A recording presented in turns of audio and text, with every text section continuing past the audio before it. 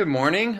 So the question we had to answer was, what is the relationship? What's the connection between sexism, classism, and poverty, and the growing inequity in our public schools, especially the ones in cities and urban environments where the kids need the educational resources the most. So I'll briefly go over sexism and classism. So sexism is just any prejudice or stereotyping, discrimination against someone of a different sex. Classism is the same thing except with social class. So upper class, middle class, just the socioeconomic statuses of people.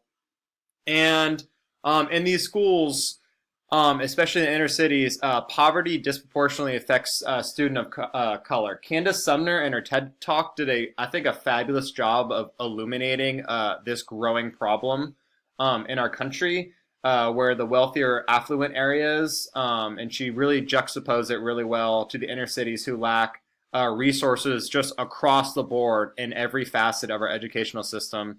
And we are crippling them for life, essentially, educationally, which leads to their future economic opportunities. And our neglect of these minority groups in schools leads to just so many problems across the board. So sexism and classism are serious issues, and they're exacerbated by the issue of poverty in our schools.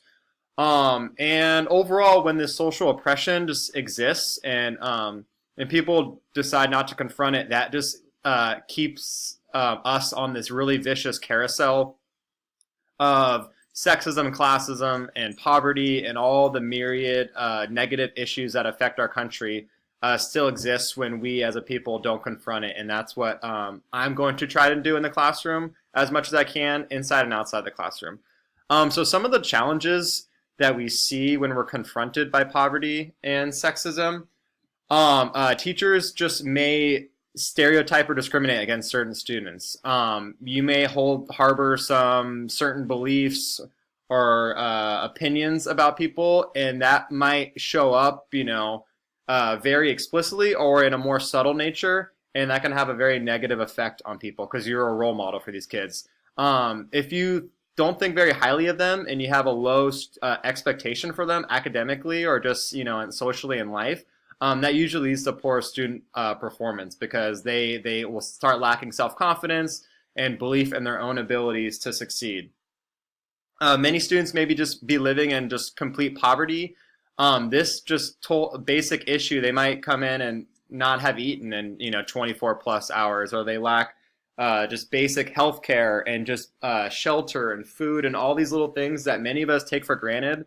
But in the chapters, I knew about the statistics of poverty, but it was just so alarming and illuminating to see the poverty rates, especially across the board for people of color, which was incredibly disheartening. And finally, school stratification exacerbates social stratification. So the social hierarchy that we create in this country, unfortunately, if kids start seeing that in schools, it's just going to carry over into society, and that's just a platform. That's where we really need to make a really big change, is like that K through 8 or K through 12, and start to show these kids that there's more to life. You should start judging people on certain values and aspects and leave all that other side to the wayside.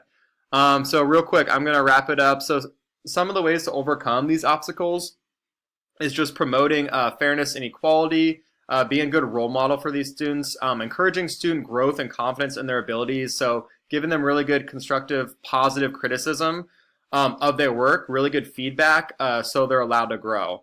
Obviously, like I said, model positive behavior, have zero tolerance for racism, prejudice, or sexist words or acts in the classroom. This is the one I really enjoyed doing as a history teacher, was teaching about important contributions by women and people of color. I allowed them to do many research projects and presentations on people that they wanted to learn more about, and a lot of them were women and people of color, civil rights leaders, etc. And then lastly, just valuing the cultural contributions of all your students, getting to know them, who they are as people, the languages they come from, their beliefs, their value systems, their customs, all those things, to create a warm and inclusive environment where you really cherish every single person for who they are as a person, and not just looking at them at face value.